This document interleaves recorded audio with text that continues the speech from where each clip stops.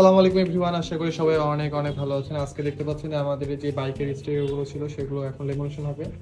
তো লেমিনেশন প্রক্রিয়া চলতেছে, অলরেডি প্রিন্ট হয়ে গেছে। প্রত্যেকটা জিনিস কিন্তু ছিল কাস্টমাইজ করা।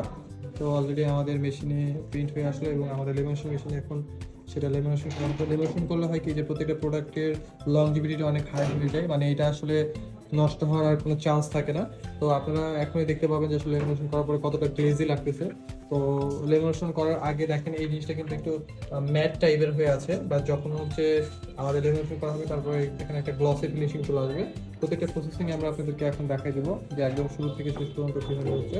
এই ধরনের কাস্টমাইজ যদি স্টিকারগুলো আপনারা পারচেস করতে চান তাহলে চলে আসবেন আর্টিস্ট্রিতে। আর্টিস্ট্রিতে কিন্তু বাইক এবং সাইকেলের সকল ধরনের স্টিকারগুলো আপনারা করে নিতে পারবেন আপনাদের মন মতো ডিজাইন দিয়ে। প্রত্যেকটা জিনিস কিন্তু খুবই সুন্দর।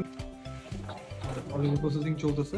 এই যে দেখুন যে আসলে লেমিনেশন হওয়ার পরে এটা কতটা গ্লেজ এবং টেক্সচার এগুলো, এটা কিন্তু লাইফ টাইম পানি পড়লেও নষ্ট হবে না। তো এই ধরনের কাস্টমাইজ প্রোডাক্টগুলো যদি আপনারা পারচেস করতে চান তাহলে চলে আসবেন আর্টিস্ট্রিতে। Thank you so much.